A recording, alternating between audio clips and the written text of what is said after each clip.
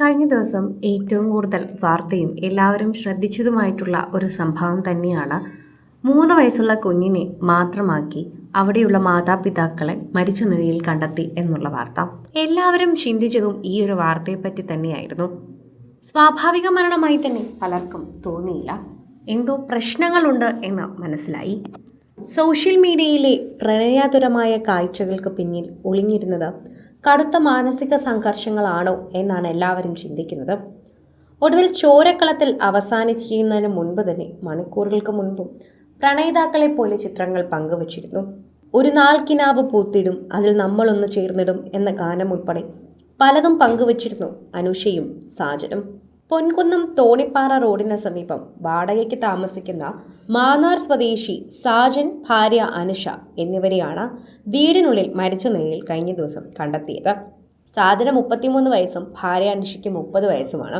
അനുഷയെ വെട്ടിക്കൊലപ്പെടുത്തിയ ശേഷം സാജൻ തൂങ്ങി മരിക്കുകയായിരുന്നുവെന്നാണ് പ്രാഥമിക നിഗമനം. സംഭവത്തിന്റെ വിശദാംശങ്ങളിലേക്ക് കടക്കുമ്പോൾ തിങ്കളാഴ്ച രാവിലെ ഇരുവരെയും വീടിനുള്ളിൽ മരിച്ച നിലയിൽ നാട്ടുകാർ കണ്ടെത്തുകയായിരുന്നു. വീട് അകത്തുനിന്നും പൂട്ടിയ നിലയിലായിരുന്നു. അയൽവാസികൾ വിവരം അറിയിച്ചതിനെ തുടർന്ന് പോലീസ് എത്തി വാതിൽ പൊളിച്ച് അകത്ത് കയറിയപ്പോഴാണ് ചോരയിൽ കുളിച്ചു കിടക്കുന്ന അനുഷയുടെ മൃതദേഹം തൂങ്ങി മരിച്ച നിലയിൽ സാജനെയും കണ്ടെത്തിയത്. ദമ്പതികൾക്ക് 2 ചെറിയ കുട്ടികളുണ്ടെന്നാണ് പറയുന്നത്. സോഷ്യൽ മീഡിയയിലെ മാതൃകാ ദമ്പതികളായിരുന്നു ഇരുവരും. ജീവിതം അവസാനം വരെ ചേർത്ത് പിടിക്കാൻ നീ ഉണ്ടാവണമെന്ന ക്യാപ്ഷനോടെ ഇവർ പങ്കുവച്ച ചിത്രം ഇപ്പോൾ നൊമ്പരമായി മാറുന്നു. ഇക്കഴിഞ്ഞ വാലന്റൈൻസ് ഡേയിൽ പോലും പരസ്പരം സമ്മാനങ്ങൾ കൈമാറി ഇവർ പ്രണയം ആഘോഷിച്ചിരുന്നു.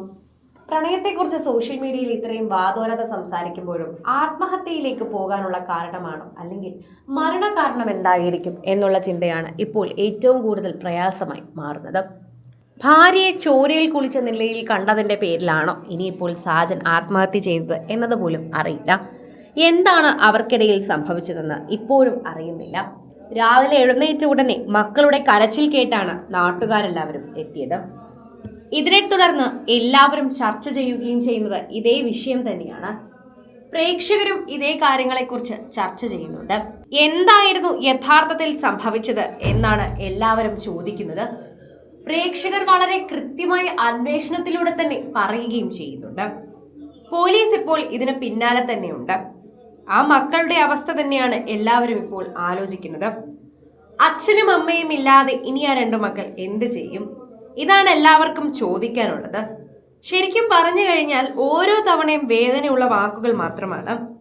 ഇരുവരുടെയും ഇൻസ്റ്റഗ്രാം സോഷ്യൽ മീഡിയ പരിശോധിക്കുമ്പോൾ പ്രണയിതാക്കളായിരുന്ന ഇവർക്ക് പെട്ടെന്ന് എന്ത് പറ്റിയെന്ന് ചിന്തയാകാം. ഒരുപാട് സാമ്പത്തിക പ്രശ്നങ്ങളുണ്ട് എന്ന് പലരും പറയുന്നുണ്ട്. അതിനെ തുടർന്ന് തന്നെയാണ് പലരും പല കാര്യങ്ങളും അന്വേഷിക്കുകയും ചെയ്യുന്നത്. സാമ്പത്തിക പ്രശ്നങ്ങൾ തന്നെയായിരുന്നു ഇവരുടെ പിന്നിലുള്ള പ്രധാന പ്രശ്നമെന്നും പലരും അന്വേഷിക്കുന്നുണ്ട്. സിനിമ, ഫാഷൻ, ലൈഫ് സ്റ്റൈൽ വാർത്തകൾക്കായി മലയാളി ലൈഫ് സബ്സ്ക്രൈബ് ചെയ്യൂ. ലേറ്റസ്റ്റ് അപ്ഡേറ്റ്സിനായി ബെൽ ബട്ടണും അമർത്തുക.